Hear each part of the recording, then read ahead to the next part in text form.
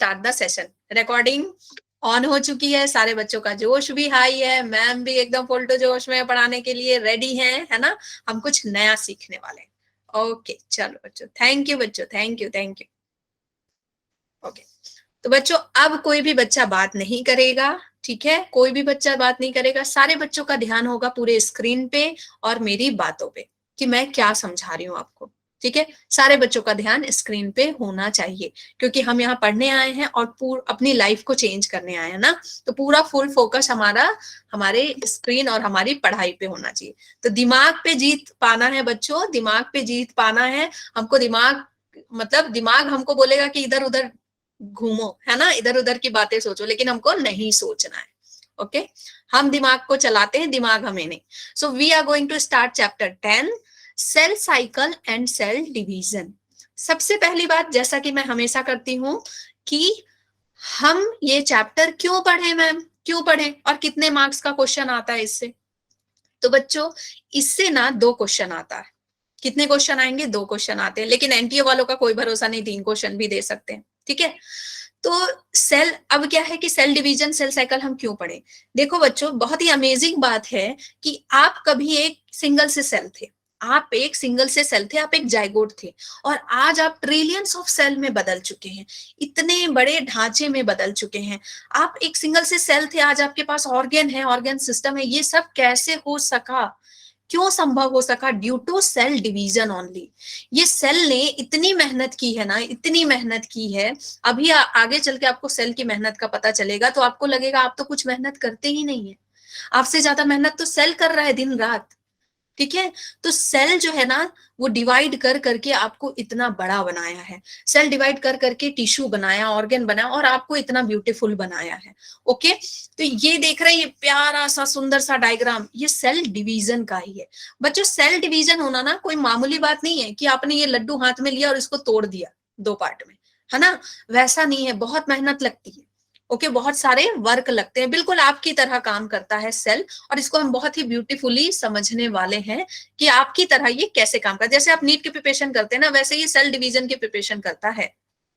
Okay तो हाँ, cell division के बारे में सबसे पहले किसने बताया था? किसने बताया था? ओमनी सेलुला ई सेलुला, the new cell comes from pre existing cell. किसने बताया था? बताइए जल्दी बताइए, किसने बताया था?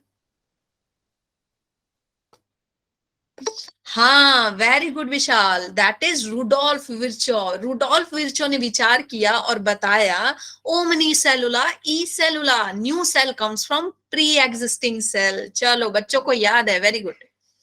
Now cell cycle, cell cycle क्या होता है? साइकिल का मतलब क्या है कि कोई चीज रिपीट हो रही है, ठीक है, कोई सीक्वेंस रिपीट हो रहा है।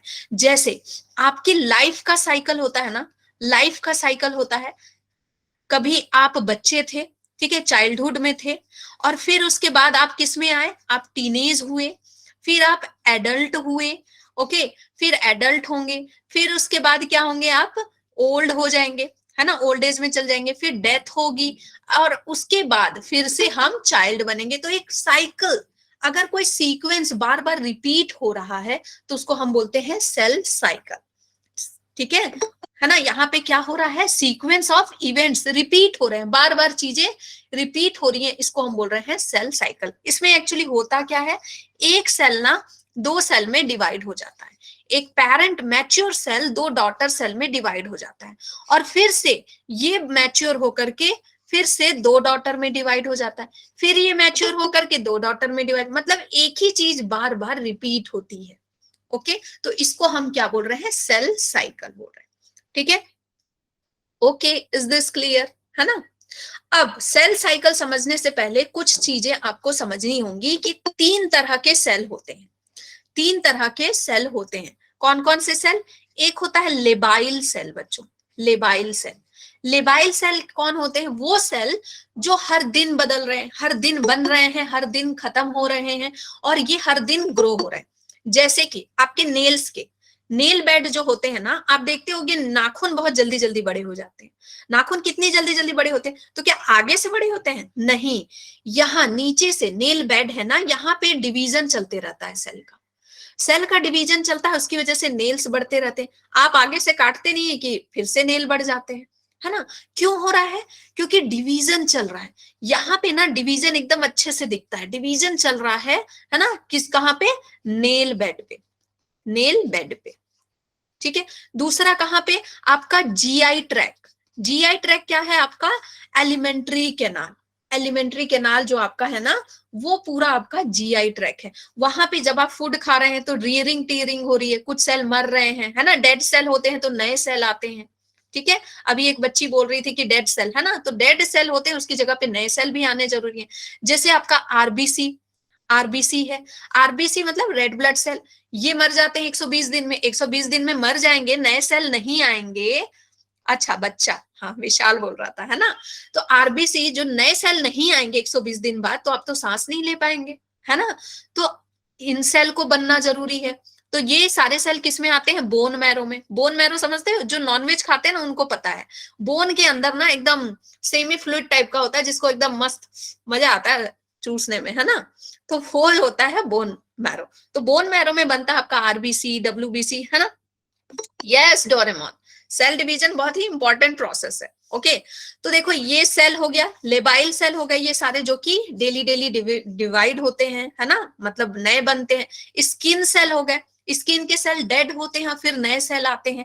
तभी तो अगर स्किन के सेल जो डेड होते हैं, आपने एड में सुना होगा, आप ये एक्सफोलिएटर यूज कीजिए, है ना? ये क्या करेगा? आपके डेड सेल को रिमूव करेगा। इसका मतलब जो डेड सेल है वो चिपके हुए हैं, जब आप उनको यूज करेंगे तो डेड सेल हट जाएंगे और फिर न्यू सेल, है ना, जो अंदर बने हैं वो आएंगे, तो आप थोड़ा ग्लो करोगे।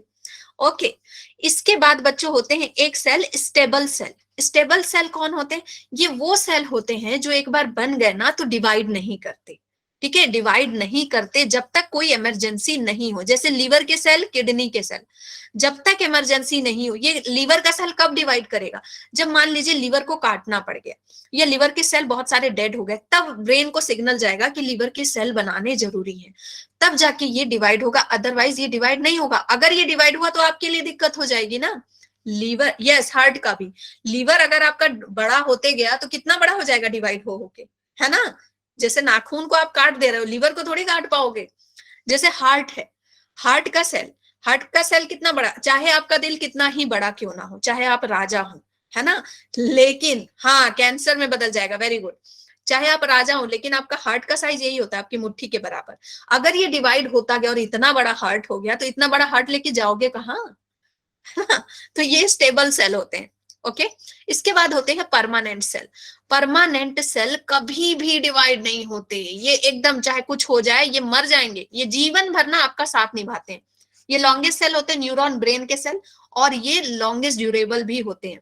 एक बार बन गए तो जीवन भर आपके साथ रहेंगे, और मर गए, है ना, मर गए तो फिर नए नहीं बनेंगे। क्यों? क्योंकि ये डिवाइड नहीं होते, ठीक है।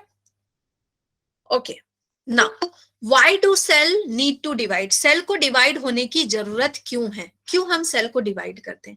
इसलिए बच्चों, मान लीजिए कि ताकि ना सेल जो है बहुत सारे सेल बनाए और अलग अलग हमारे ऑर्गन बने, अलग अलग ऑर्गन सिस्टम बने। अगर मान लीजिए सेल डिवाइड ना होकर, सेल डिवाइड ना होकर इतना बड़ा साइज में सिर्फ बड़ा होता तो क्या होता? हमारे पास अलग अलग ऑर्गन नहीं बनते, अलग अलग ऑर्गन सिस्टम नहीं बनते, और इसी सेल के अंदर एक्सक्रीशन होता, रेस्पिरेशन होता, सब कुछ इसी सेल में होता। तो सोचिए कि सिर्फ रेस्पिरेशन होने में कितना टाइम लगता है ना? सिर्फ और सिर्फ। ब्रेन कैंसर कैसे होता है? कैंसर वाला बच्चों जब ये पूरा पढ़ा दूंगी ना, तो मैं आपको जब कैंसर पढ़ाऊंगी तो आप लिंक कर पाएंगे। अभी अगर मैं कैंसर पढ़ाऊंगी तो नहीं लिंक कर पाएंगे, ठीक है? माइटोसिस मियोसिस पढ़ा लेने दीजिए, मैं आपको कैंसर जरूर बताऊंगी, ठीक है? क्योंकि इसमें बताना है कैंसर। ओके, हाँ, तो अभी ब्रेन बैरियर आपको पता है, बच्चों को अभी सेल नहीं पता है, और ब्रेन बैरियर वो कहाँ से समझेंगे, ठीक है? Repair of damage tissue. अब किस लिए और सेल को डिवाइड होने की जरूरत है? देखो, ये हमारा मान लीजिए कहीं कट हो गया, यहाँ पे ये हमारा हैंड है, यहाँ पे कट हो गया। अब यहाँ पे कट हो गया तो इतना गैप आ गया, अब ये कैसे भरेगा?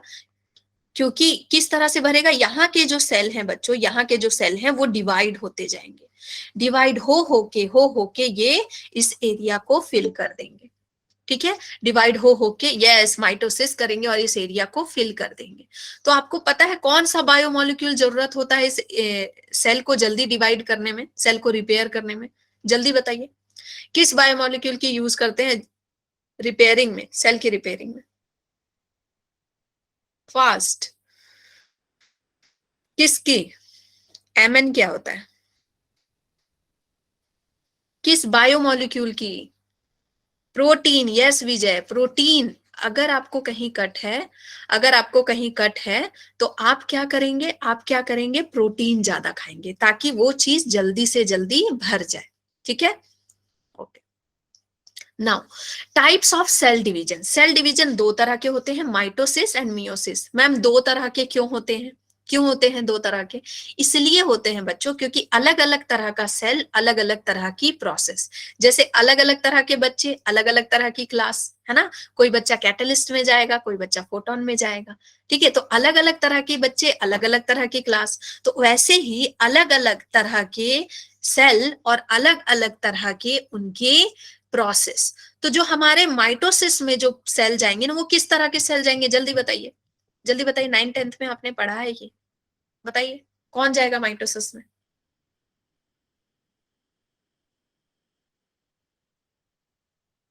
हम्म, ये डोरेमोन कुछ भी आंसर कर रहा है, कुछ भी, मतलब पूछा क्या जा रहा है ये कुछ भी प्रोकैरियोटिक, ये इस तरह के आंसर नहीं। माइटोसिस में बच्चों आपके सोमैटिक सेल जाएंगे, सोमैटिक सेल। ठीक है, सोमैटिक सेल जाएंगे। सोमा का क्या मतलब होता है? सोमा मतलब बॉडी। जितने आपके बॉडी में जितने सेल है ना, बॉडी में जितने सेल हैं वो सारे जाएंगे माइटोसिस प्रोसेस करेंगे। ठीक है, और जो आपके जर्म सेल हैं, दो तरह के जो सेल है ना, ठीक है, जो आपके जर्म सेल हैं मतलब स्पर्म और एग, स्पर्म एंड एग, ये करेंगे मियोसिस। ठीक है, क्यों ऐसा, क्यों ऐसी इस तरह की नाइंसाफी क्यों? कोई माइटोसिस कर रहा है, कोई मियोसिस कर रहा है, ऐसा क्यों?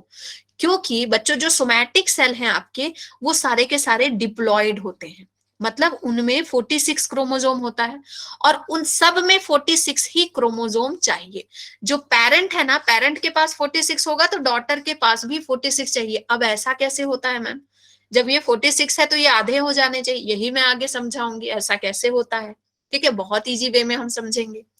अब मियोसिस, मियोसिस में क्या होता है, जो सेल है ना उनके पास 23 क्रोमोसोम ही होते हैं, मतलब ये हैप्लॉइड होते हैं। क्रोमोसोम कितने होते हैं? आधे होते हैं, हैप्लॉइड होते हैं ये।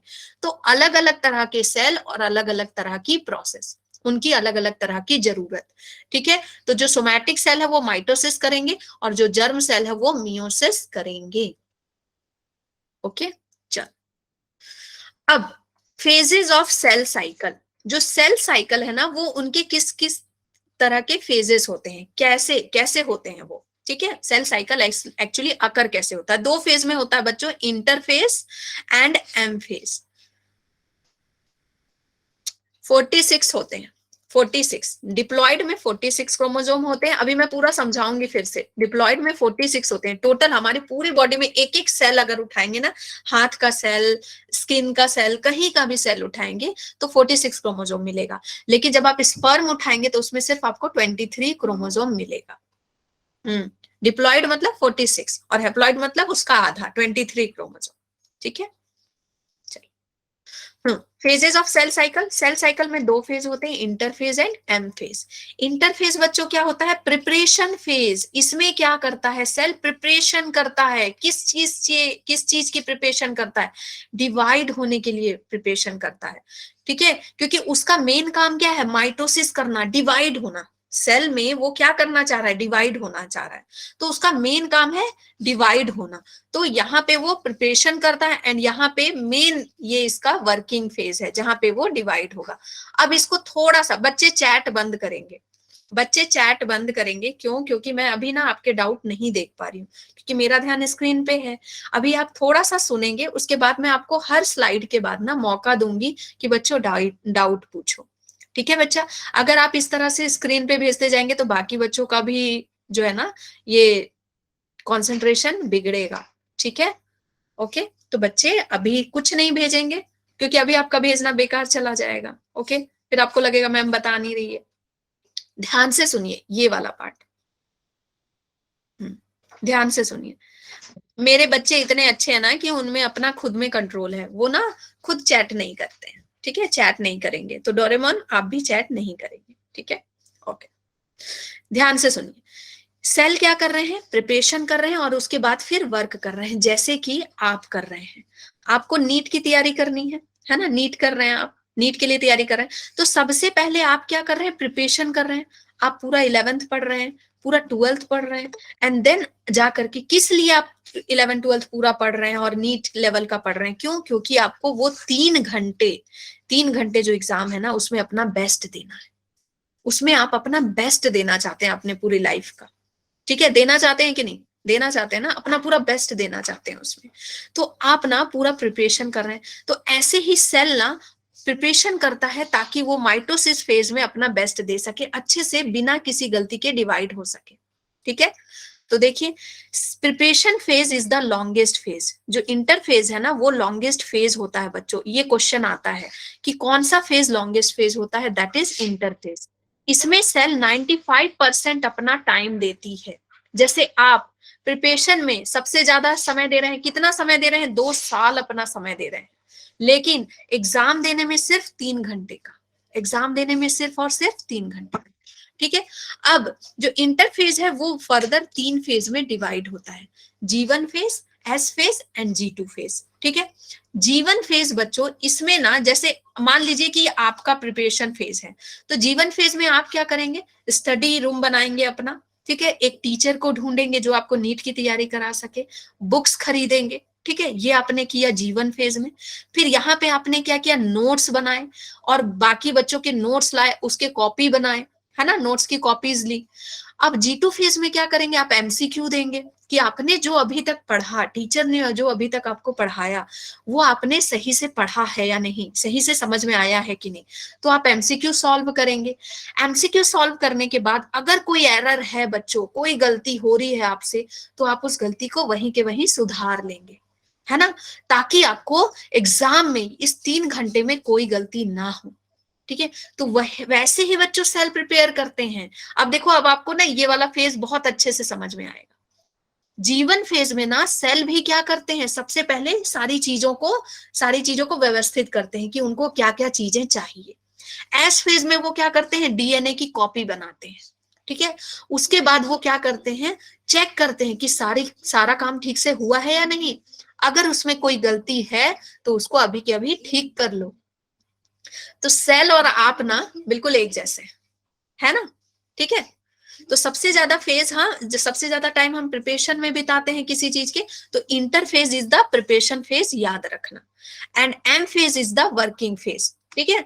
तो माइटोसिस जब वो डिवाइड करेगा तो कैसे डिवाइड करेगा, क्या अचानक से लड्डू की तरह ऐसे डिवाइड हो जाएगा, नहीं, ठीक है। सबसे पहले कौन डिवाइड होगा, करियो, करियो मतलब न्यूक्लियस, सबसे पहले न्यूक्लियस डिवाइड होगा, हाँ बना दे रहे हैं, ठीक है। एंड फिर उसके बाद काइनेसिस होगा, डिवीजन, डिवीजन होगा, ठीक है, न्यूक्लियस डिवीजन होगा, एंड देन फिर साइटोप्लाज्म डिवीजन होगा, ओके। ये देखो है सर्कल, बता दे रही हूँ, है ना। तो बच्चों जो पिछला मैंने बताया वही चीज लिखी है। तो मैम इसमें इंपॉर्टेंट क्या है, ये वाला diagram, this diagram is very very important बच्चों। अगर सब्जेक्टिव क्वेश्चन आता है ना कि पूरा का पूरा इंटरफेस समझाओ, तो आप पूरा वो लिखेंगे फ्लो वाला, एंड देन फिर आप इसको अगर ये डायग्राम बना लेते हैं, you will get maximum marks, ठीक है। अब देखिए, ये थोड़ा सा ना आपको बिल्कुल लग रहा होगा बिल्कुल अटपटा सा, मैं आपको इजी कर देती हूँ ये डायग्राम इजी वे में, ठीक है। अगर मान लीजिए आपको कुछ भी याद नहीं आ रहा एग्जाम में, तो इस डायग्राम को आप कैसे बनाइएगा, देखिए, सर्कल बनाना है आपको, ठीक है, आपको कर देना है इस तरह से, ऐसे, ठीक है, ऐसे बना देना, ठीक है, क्लियर। यहाँ पे आप लिख दीजिएगा माइटोसिस। यहाँ पे क्या हो रहा है, माइटोसिस, सेल का डिवीजन, 5% टाइम यहाँ सेल बिता रही है। यहाँ पे लिखिएगा G1, और G1 के जस्ट अपोजिट क्या लिखाएगा, G2। जहां G1 होगा उसके जस्ट अपोजिट होगा G2, और इधर पे क्या होगा, S फेज, ठीक है, इधर पे क्या होगा, S फेज, ओके बच्चों। इधर पे क्या होगा आपका S फेज। इसमें क्या हो रहा है, DNA बन रहा है, इसमें DNA बन रहा है।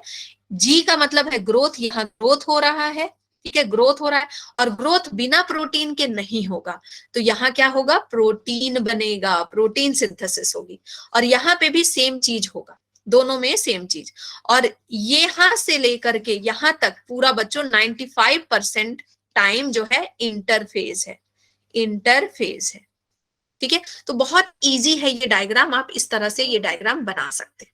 ठीक है, G1 G2 ये क्लियर हो गया। ठीक है, क्लियर हो गया, आगे बढ़ो। यहां तक क्लियर है बच्चों, जल्दी बताओ। ओके, ठीक है, चल, गुड। जो बच्चे ध्यान से सुनेंगे ना उनको चीजें क्लियर होंगी ही होंगी, है ना।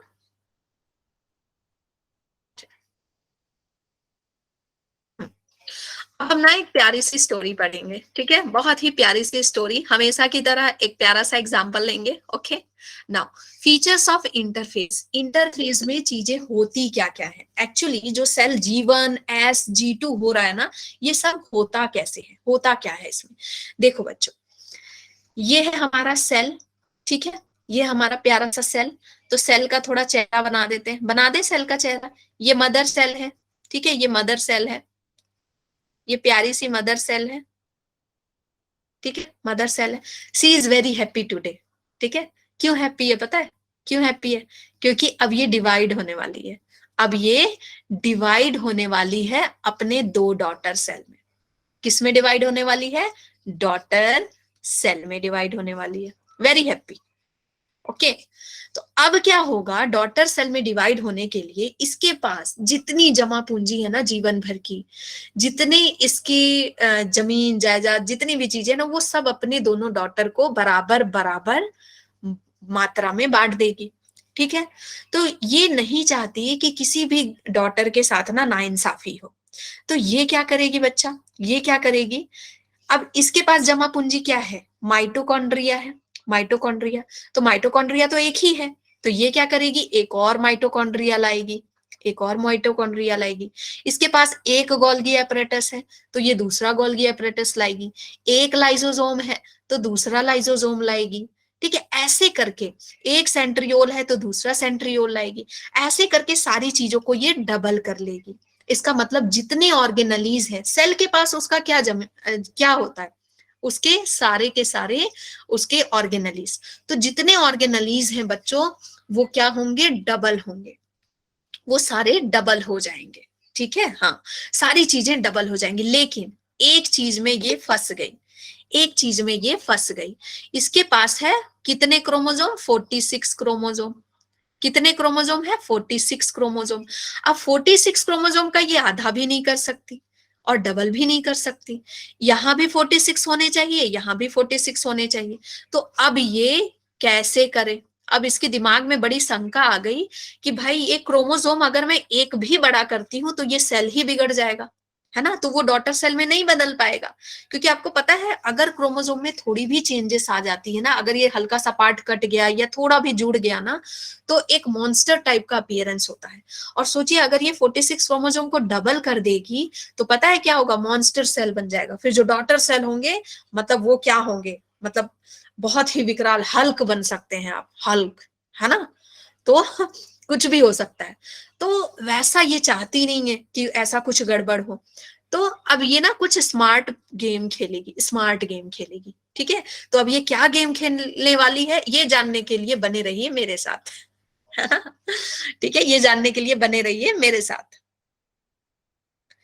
नोट्स भेज देते हैं बच्चे, नोट्स में हर क्लास के बाद भेज देती हूँ, है ना, तो ये जानने के लिए मेरे साथ बने रहिए, अभी थोड़ा सस्पेंस है।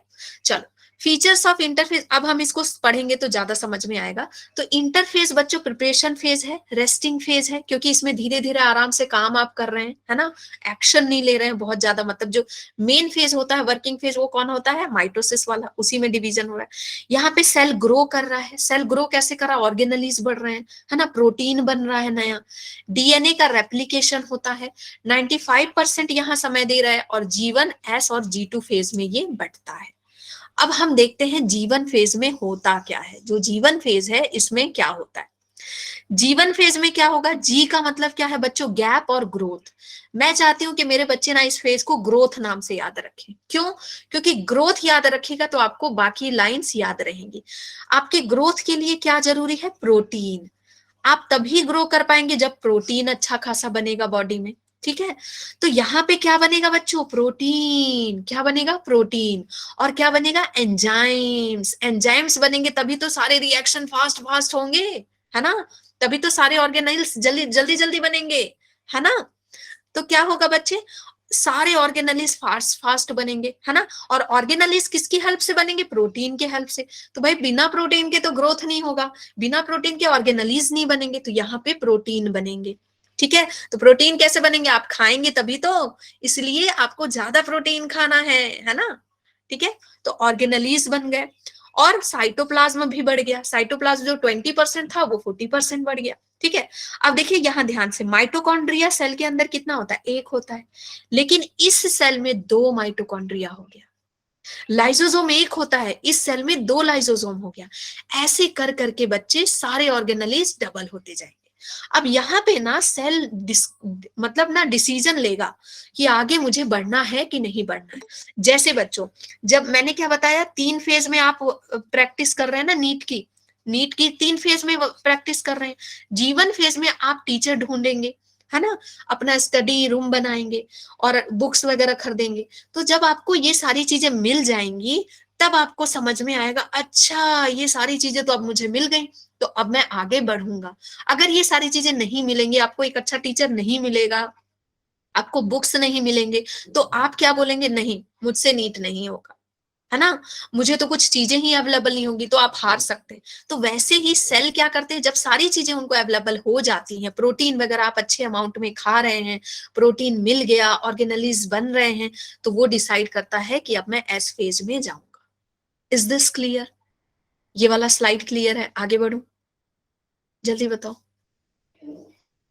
जल्दी बताओ, जल्दी बताओ। ठीक है, चलो अब देखो एस फेज। एस फेज, ठीक है, S phase is very very important, पता है। एस फेज मतलब, एस का मतलब है सिंथेसिस फेज। ठीक है, इस फेज में सेल क्या बना रहा है भाई, क्या सिंथेसिस कर रहा है, डीएनए का सिंथेसिस कर रहा है। ओके, डीएनए की सिंथेसिस हो रही है। ये फेज बहुत इंपॉर्टेंट है बच्चों, क्योंकि यहाँ पे ना डीएनए का कंटेंट डबल होता है, लेकिन क्रोमोसोम नंबर उतने ही रहते हैं, 46 ही रहते हैं। मतलब यही वाला वो फेज है जो सेल मदर है ना, जहां पे स्मार्ट प्ले करने वाली है। इसी फेज में आपको जो रिवील ओपन होने वाला था ना, रिवील होने वाला था सीक्रेट, वो अभी आपको पता चलेगा। ठीक है, हमारे पास कितने थे, क्रोमोसोम 46। क्रोमोसोम 46 ही रहने चाहिए, लेकिन डीएनए डबल हो जाएगा। ठीक है, और यहाँ पे बनेगा हिस्टोन, काइनेटोकोर और सेंट्रियोल्स डबल होंगे। अब ये कैसे होगा, इसको समझने के लिए बच्चों आपको एक ब्लैंक स्लाइड में कुछ चीजें समझनी होगी। और ये वाला पार्ट मैं चाहती हूँ कि सारे बच्चे, अगर अभी भी आपका ध्यान इधर उधर कहीं भटक रहा है, सैटेलाइट में, आकाश में, है ना, तो आप सभी यहाँ आ जाएं, सारे बच्चे यहाँ आ जाएं, स्क्रीन पे पूरा ध्यान दें, क्योंकि अभी जो हम समझने वाले हैं आपको नहीं समझ में आया तो मैं बेट के साथ बोलती हूँ, आपको माइटोसिस मियोसिस कोई नहीं समझा पाएगा, आप कितनी भी कोशिश कर लें। तो ये वाला चीज आपको समझ में आ गया, तो माइटोसिस मियोसिस इज मक्खन फॉर यू। ठीक है, तो देखो क्या है, ये है हमारा क्रोमोसोम। ठीक है, मदर के पास क्रोमोसोम है। जब मैंने मदर के क्रोमोसोम को खोला, ठीक है, मैंने खोला, तो मैंने क्या देखा, भाई इस तरह का ऊन के गोले की तरह इस तरह का स्ट्रक्चर था।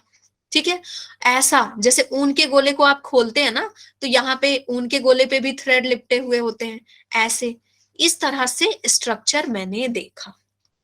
ठीक है ना, इस तरह का स्ट्रक्चर मैंने देखा। अब अभी हमने पिछली स्लाइड में पढ़ा था कि हिस्टोन प्रोटीन, है ना, तो बच्चों यही है वो स्टोन प्रोटीन, ये जो ऊन के गोले की तरह लग रहा है ना, दिस इज हिस्टोन प्रोटीन।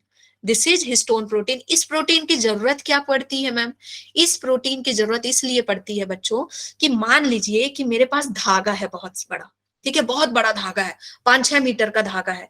अगर मैं उसको किसी चीज के अराउंड नहीं रैप करूंगी, तो क्या वो कंडेंस हो पाएगा अच्छे से, क्या वो इतने छोटे जगह पे आ पाएगा, मुझे किसी चीज के अराउंड तो उसको लपेटना होगा ना। है ना। तो यहाँ पे भी जो डीएनए है हमारा, 2 मीटर का डीएनए होता है एक सेल में, है ना। तो हमको उसको किसी चीज के अराउंड तो लपेटना होगा, तो हम किसके अराउंड लपेटते हैं, हिस्टोन प्रोटीन के। ठीक है। सेल वेरी स्मार्ट, सेल क्या बनाते हैं, हिस्टोन प्रोटीन बनाते हैं। इसीलिए सेल क्या बनाते हैं, हिस्टोन प्रोटीन बनाते हैं, ताकि उसके अराउंड वो अपने डीएनए को लपेट सकें, इतने बड़े डीएनए को। ठीक है, इस तरह से उन्होंने डीएनए को लपेट दिया। ओके। तो ये पता है कैसा लगता है, जैसे एक मोती है, धागा, फिर मोती, फिर धागा, और इन मोतियों पे भी धागा लिपटे हुए, ठीक है, थ्रेड लिपटे हुए इस तरह से। और बच्चे इस स्ट्रक्चर को बोलते हैं क्रोमैटिन। इस स्ट्रक्चर को बच्चे बोलते हैं chromatin. This structure is very very important. ठीक है, मैं दूसरा कलर लेती हूँ, ये दिख नहीं रहा है। This structure is known as chromatin. Okay. Chromatin समझ में आना जरूरी, क्लियर है। ओके। जब मैंने क्रोमोजोम को खोला तो मैंने डीएनए देखा, क्रोमोजोम के अंदर क्या है, डीएनए। डीएनए को खोला, पूरा एकदम अच्छे से खोला, तो मुझे क्या दिखा, इस तरह का स्ट्रक्चर, और इस स्ट्रक्चर को बोलते हैं क्रोमैटिन।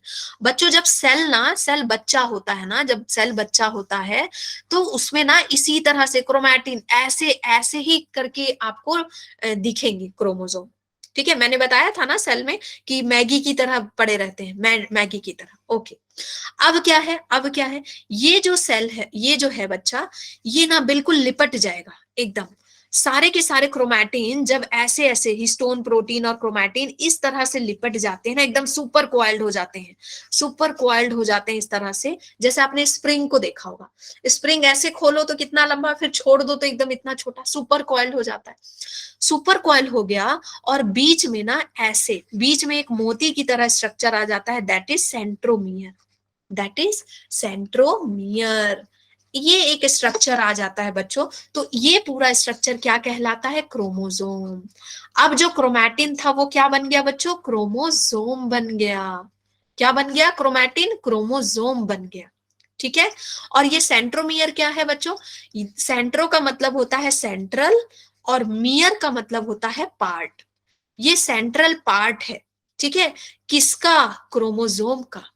सेंट्रल पार्ट है क्रोमोसोम का। ठीक है। हम क्रोमैटिन समझ में आ गया, ऐसे उलझा हुआ मैगी की तरह पार्ट, और जब हम उसको पूरा सुपर कॉइल्ड कर दिए और बीच में सेंट्रोमियर लगा दिए तो ये बन गया क्रोमोसोम। ठीक है।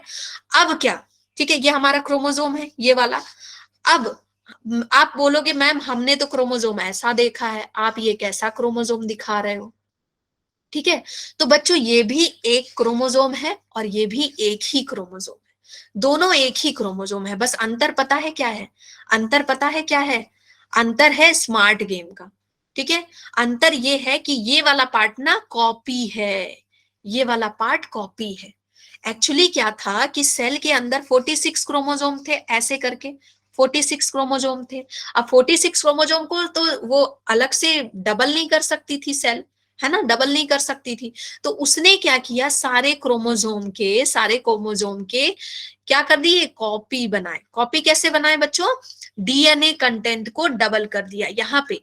ठीक है, वो क्रोमोसोम को डबल नहीं कर सकती, लेकिन डीएनए कंटेंट तो डबल कर सकती है ना। डीएनए कंटेंट को, डीएनए को तो रेप्लिकेट कर सकती, डीएनए रेप्लिकेट मतलब डीएनए को डबल करना।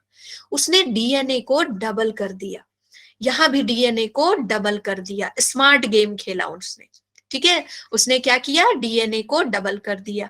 ओके। अब देखो एक और एग्जांपल से समझाती हूँ।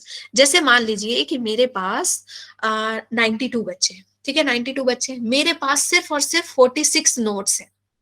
बता रही हूँ, काइनेटोकोर तक आ रही हूँ, पहले यहां सुनो ध्यान से। मेरे पास 92 बच्चे हैं मेरे पास, लेकिन नोट्स 46 हैं। अब मैं सारे नोट्स को टाइप दोबारा नहीं करा सकती, मेरे पास टाइम नहीं है। तो मैंने क्या किया, सारे नोट्स की कॉपी बना दिए, सारे नोट्स की कॉपी बना दिए 46 के।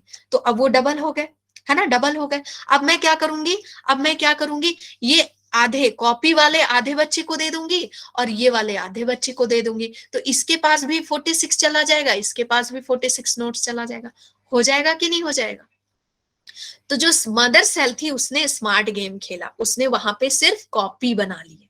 क्यों, क्योंकि वो क्रोमोसोम को डबल नहीं कर सकती थी, तो उसने डीएनए की कॉपी बना ली। अब जब डीएनए की कॉपी बना ली तो डीएनए का कंटेंट डबल हुआ, ना कि क्रोमोसोम। ठीक है बच्चों, ना कि क्रोमोसोम।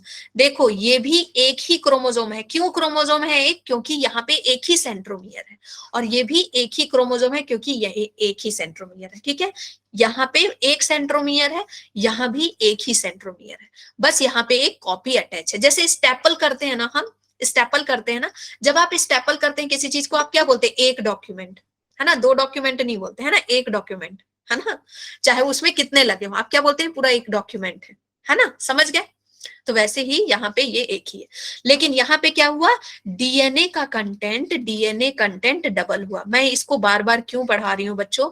क्योंकि ये आपको समझना है, इससे क्वेश्चन आता है, इससे क्वेश्चन आता है। डीएनए का कंटेंट डबल हो गया। देखिए यहाँ पे डीएनए पहले कितना था? 1 + 1 2, 2n था। अब डीएनए कितना है? 1 1 1 1 4n हो गया। ठीक है, अब डीएनए का कंटेंट डबल हो गया। अब एक और चीज आता है, क्रोमैटिड। क्रोमैटिड क्या होती है? ये ऊपर वाला आर्म क्रोमैटिड, ठीक है, ये क्रोमैटिड, नीचे वाला आर्म क्रोमैटिड। तो ऊपर वाला क्रोमैटिड और एक नीचे वाला क्रोमैटिड। ठीक है, अब एक और चीज समझिए, एक और चीज समझिए। जब एक ही क्रोमोसोम के दो क्रोमैटिड की हम बात करेंगे, ये भी एक क्रोमैटिड है, ये भी एक क्रोमैटिड है, तो हम इसको क्या बोलेंगे? इसको क्या बोलेंगे? सिस्टर।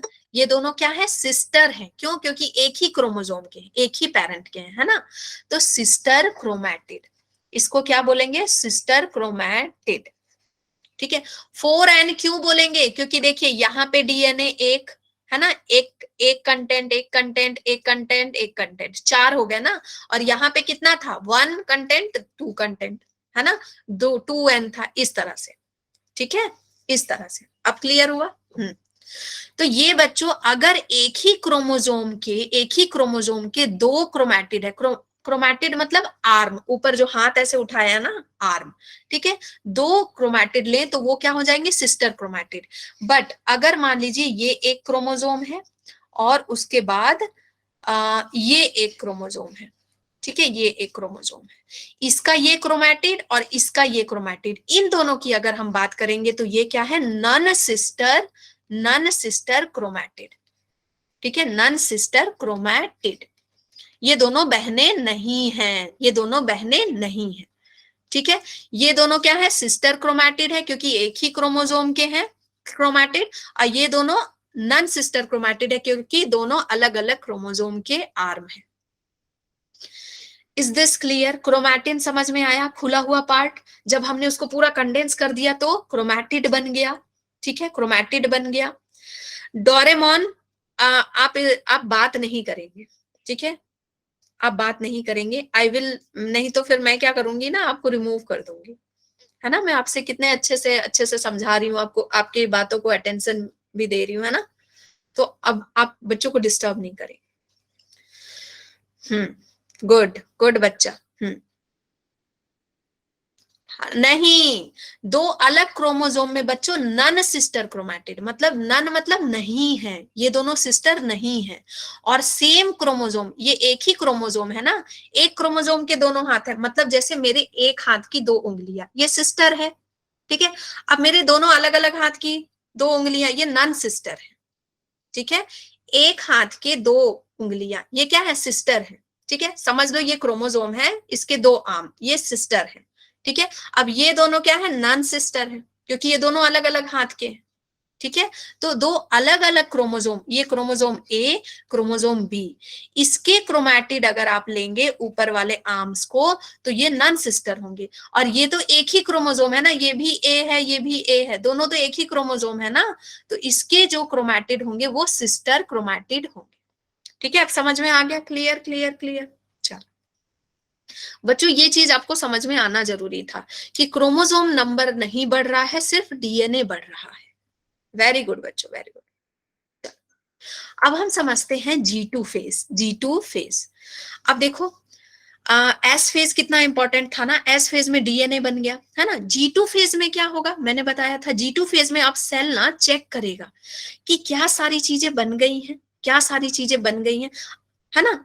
लेकिन G2 फेज में जाने से पहले एक और चीज मैं आपको बताना चाहती हूँ, दैट इज सेंट्रोजोम। ये मैं थोड़ा मिस कर गई अभी।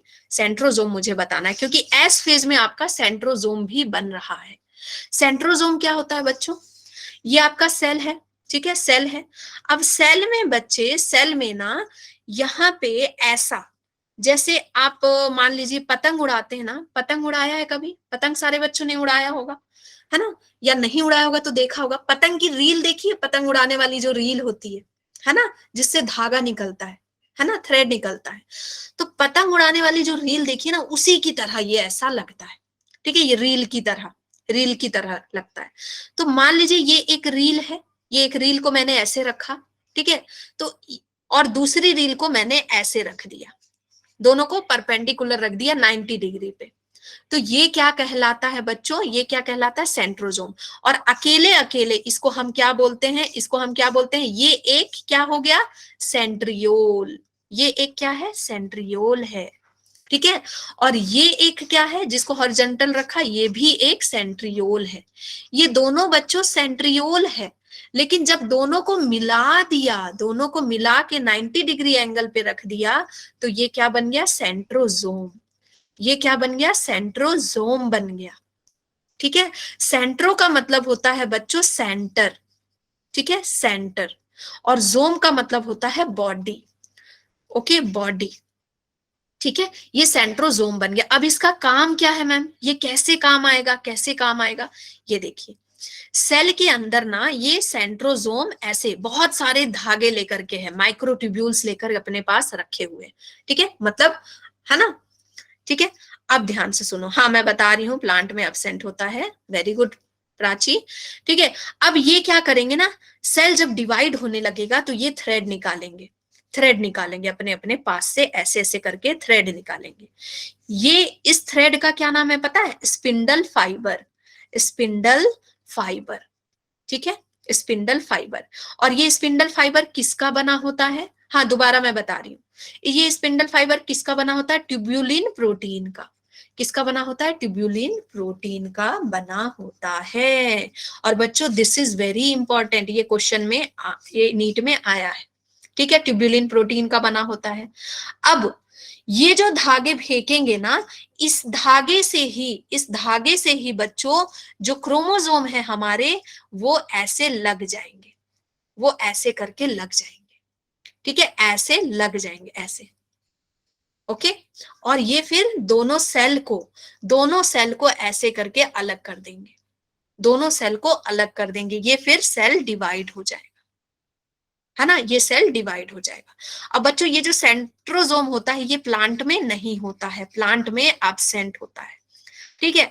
अब क्वेश्चन आता है कि सेंट्रोजोम क्रोमोसोम के किस पार्ट से अटैच होता है? It attach to kinetochore of chromosome, it attach to kinetochore of chromosome. अब ये क्या है बता रही हूं, काइनेटोकोर ऑफ क्रोमोसोम, ठीक है, काइनेटोकोर ऑफ क्रोमोसोम से अटैच होता है, ठीक है। पूरा ये बता देती हूँ, फिर मैं उसको फिर से ये स्लाइड रिपीट करूंगी, ठीक है, फिर से ये स्लाइड रिपीट करूंगी। अब देखो क्या है, ये है हमारा क्रोमोसोम बच्चों, बन गया था हमारा क्रोमोसोम, है ना, हमने क्रोमोसोम बना लिया था।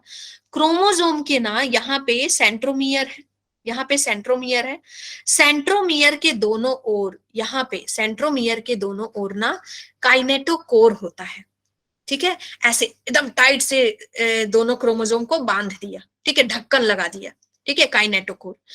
अब यहां से स्पिंडल फाइबर इसको हुक मार देते हैं, जैसे आपको ना किसी चीज पे जाल फेंकना होता है ना, तो हम क्या किया, ऐसे जाल फेंके और यहाँ पे अटैच हो गया, अब उसको खींचते हैं अपनी तरफ, तो यहाँ पे स्पिंडल फाइबर ना ऐसे करके लग जाते हैं, काइनेटोकोर से ऐसे अटैच हो जाते हैं और दोनों को अलग अलग खींचते हैं। तो ये वाला क्रोमोसोम इस साइड चला जाएगा और ये वाला क्रोमोसोम इस साइड चला जाएगा, दोनों अलग अलग सेल में चले जाएंगे, समझ गए? तो ये सेल डिवीजन में काम करते हैं, ओके।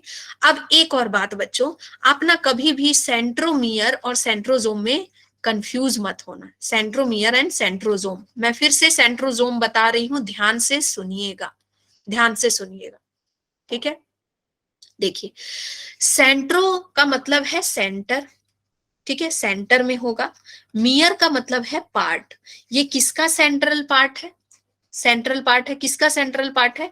क्रोमोसोम का, क्रोमोसोम के बीच में ये पाया जाता है।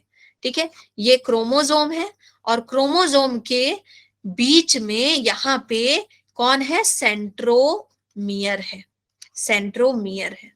ओके बच्चा, अब सेंट्रोजोम क्या है, सेंट्रोजोम क्या है, सेंट्रोजोम का मतलब है, सेंट्रो का मतलब हो गया फिर से सेंट्रल, और जोम का मतलब है बच्चा बॉडी, जोम का मतलब बॉडी, मतलब ये अलग से ही एक पार्ट है, अलग से ही एक पार्ट है, किसी चीज, ये किसी भी चीज के अंदर नहीं है, ये अलग से एक बॉडी है।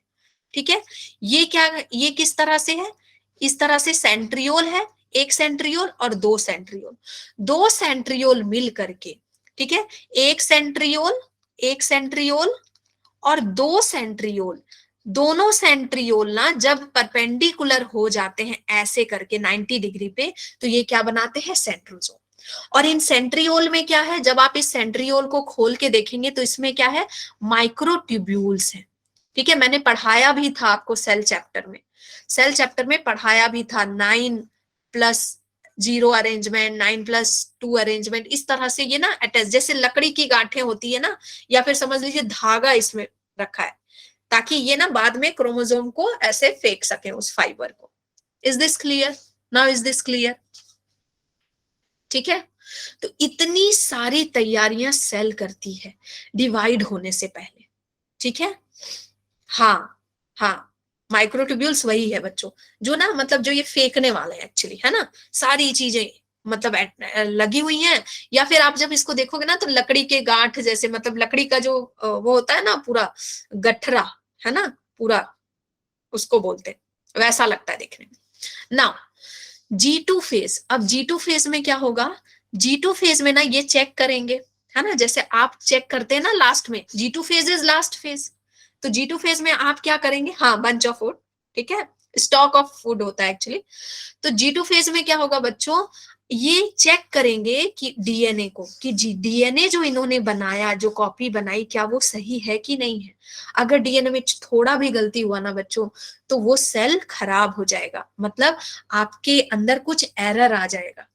डीएनए में, जीन में जब चेंजेस आते हैं ना, तभी दो सिर वाले बच्चे होते हैं, दो बच्चे जुड़े, या फिर ना एक हाथ इतना लंबा हो जाता है, बॉडी छोटा, पैर बहुत लंबा हो जाता है, इस तरह की चीजें होती हैं। तो ये ना डीएनए को चेक करेंगे कि सारी चीजें सही तो हैं, अगर कहीं एरर है तो उसको पूरी तरह से रिपेयर करने की कोशिश करेंगे। ठीक है, ये पूरी तरह से रिपेयर करने की कोशिश करें। पोलियो बेटा अलग चीज है, वो बाद में होता है ना, जेनेटिक डिजीज वो सब हो जाती है। G2 फेज में आप क्या लिखेंगे, G2 phase post DNA phase है, पोस्ट डीएनए सिंथेसिस, क्योंकि अभी इससे पहले डीएनए हुआ, पोस्ट मतलब बाद में। ठीक है, तो अभी जस्ट डीएनए बना, उसके बाद का जो फेज है दैट इज G2 फेज। यहाँ 10 से 20% सेल अपना टाइम देती है। ठीक है, और यहाँ पे सेल ग्रो करता है, क्योंकि G2 फेज है, G का मतलब है ग्रो, यहाँ पे भी प्रोटीन बनेगा, बिना प्रोटीन बने तो ग्रो होगा नहीं। ठीक है, और यहाँ पे एक खास तरह का प्रोटीन बनता है दैट इज ट्यूब्यूलिन, बच्चों ये याद रखना है। ठीक है, कि यहाँ पे ट्यूब्यूलिन बनता है, यहाँ इससे क्वेश्चन आता है कि G2 फेज में एक खास तरह का प्रोटीन बनता है जो माइक्रोट्यूब्यूल्स बनाने में मदद करते हैं, दैट इज ट्यूब्यूलिन, ट्यूब्यूलिन।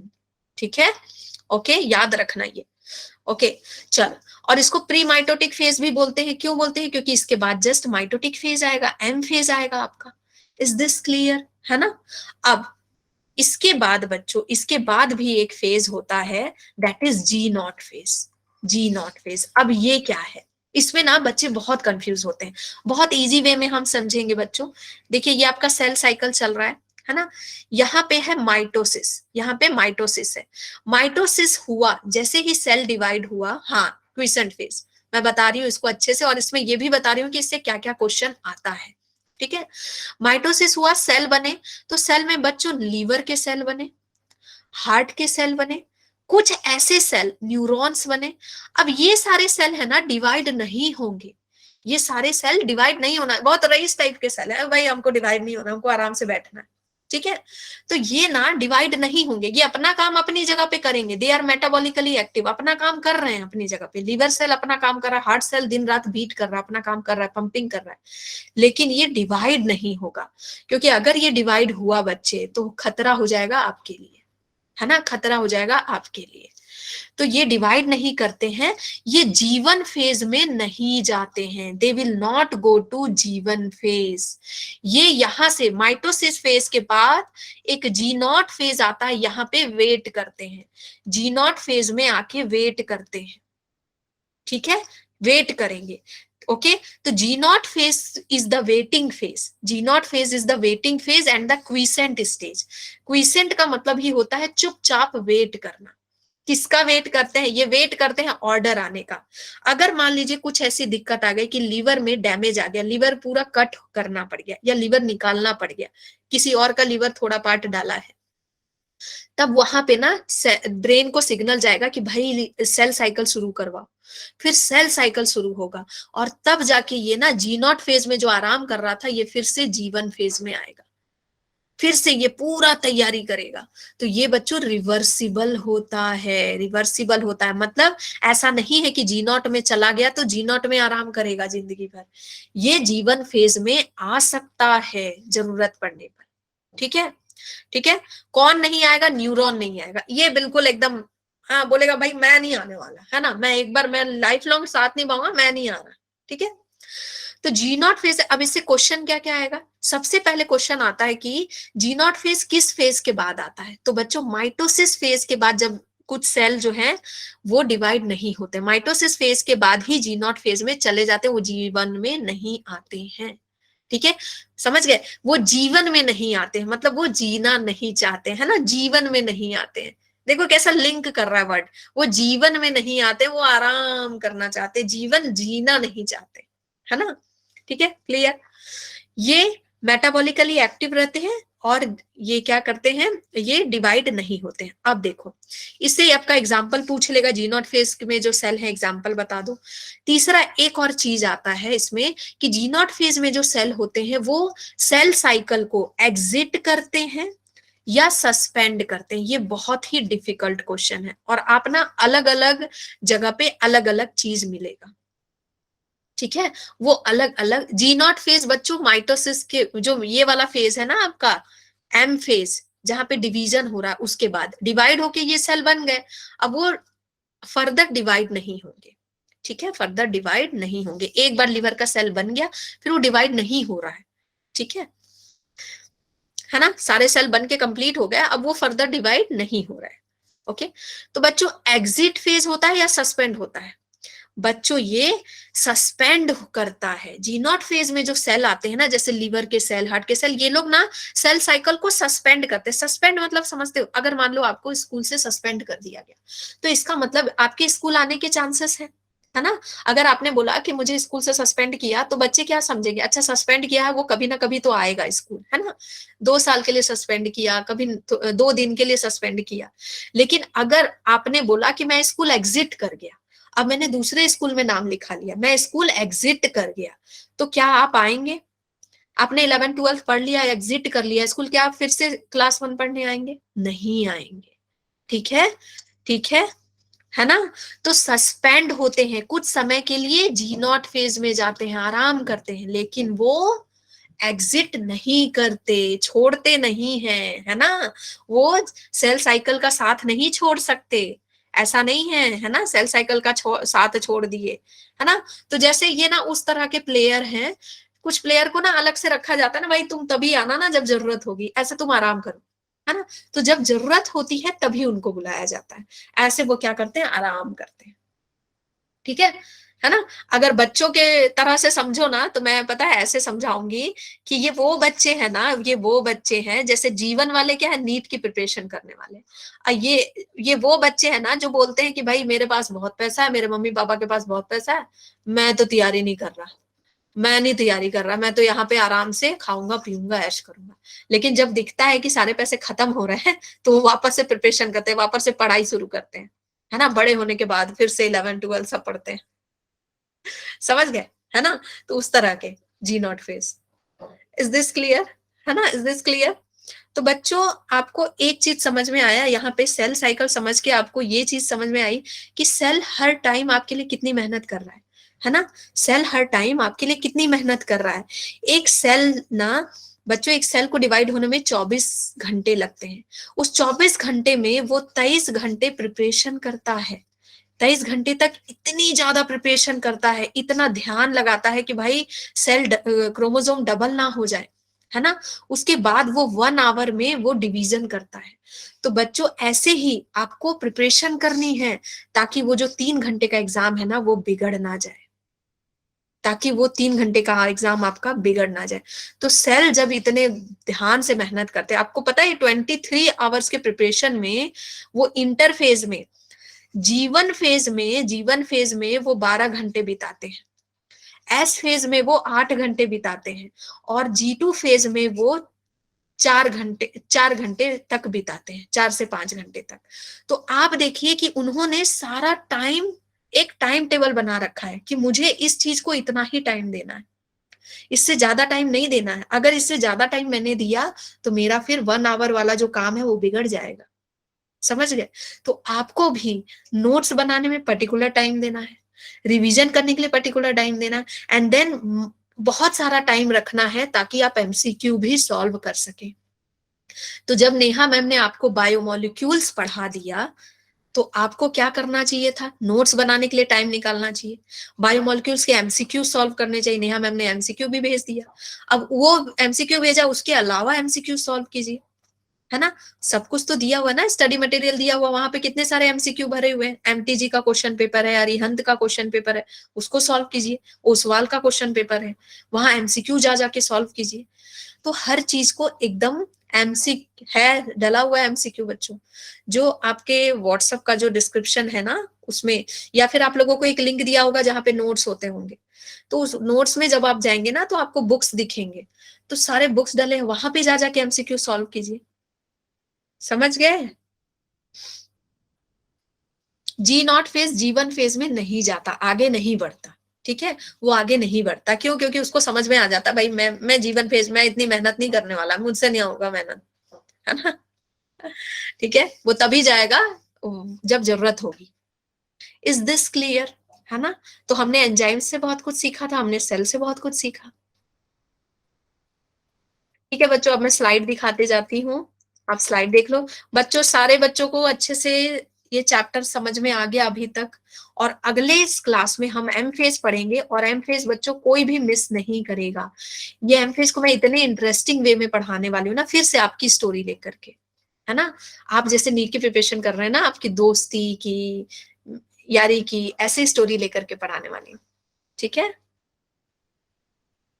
ये मेरे पीछे पड़ा है कि कितने मार्क्स आए आपके, कितने क्या हुआ, है ना।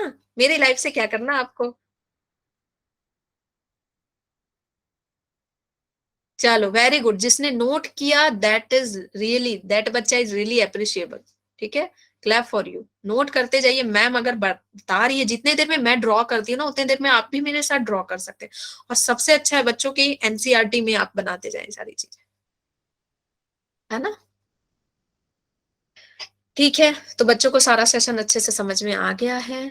अब मैं हम्म और बच्चों, आप ना जब भी क्लास ले लेंगे ना, क्लास ले लेंगे, तो क्लास इसी दिन सेम टाइम पे जब आप क्लास ले लेंगे, क्लास लेने के बाद ना आप एनसीईआरटी पढ़ के देखिए। मुझे अभी तक बहुत सारे बच्चों ने बोला कि मैम क्लास लेने के बाद जब एनसीईआरटी पढ़ते हैं ना तो ऐसा लगता है कि एकदम मक्खन है, मक्खन है बिल्कुल। एनसीईआरटी कुछ एकदम है ही नहीं, एनसीईआरटी उनको बहुत अच्छे से क्लियर हो रही है। तो बच्चों एनसीईआरटी जरूर पढ़ा कीजिए इसके बाद, एनसीईआरटी ना बहुत इजी लगेगी। ठीक है, और एनसीईआरटी पढ़ने की आदत निकल गई। जीआई ट्रैक मतलब गैस्ट्रो इंटेस्टाइनल ट्रैक, आपका एलिमेंट्री कैनाल वाला जो ट्रैक होता है ना, दैट इज और जिसको एनसीईआरटी पढ़ने की आदत हो गई ना उसका तो नीट क्रैक होना ही है। हाँ मेरी क्लास होगी डोरेमोन, मेरी क्लास होगी। ठीक है, मैं स्लाइड दिखा देती हूँ।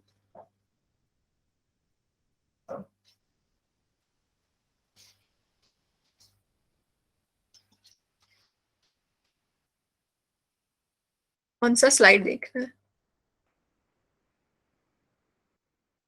हाँ क्लियर है। हाँ अब आप जा सकते हैं बच्चों, ठीक है जा सकते हैं। चलो। Good night, good night. Thank you बच्चों, thank you for such nice feedback, इतने प्यारे प्यारे फीडबैक देने के लिए, थैंक यू।